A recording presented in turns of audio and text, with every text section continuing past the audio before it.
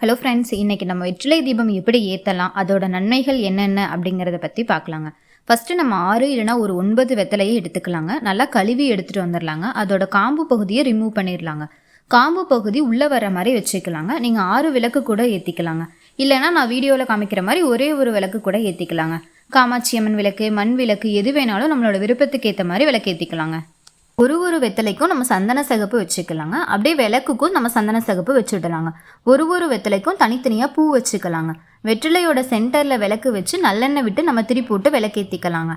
வெற்றிலை தீபத்தோட நன்மைகள் அப்படின்னு பார்த்தோம் அப்படின்னா, மனக்கவலை, கடன் தொல்லை, குழந்தை வரம், திருமண தடை, இந்த மாதிரி தடைகள் எல்லாமே நீங்கும் அப்படின்னு சொல்லப்படுதுங்க.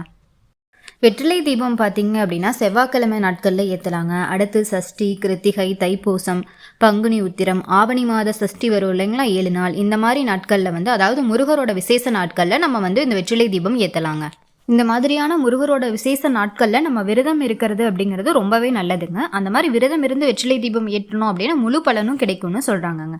அந்த மாதிரி விரதம் இருக்கிறவங்க பார்த்தீங்கன்னா கந்த சஷ்டி கவசம், கந்தகுரு கவசம் இதெல்லாமே நம்ம படிக்கலாங்க.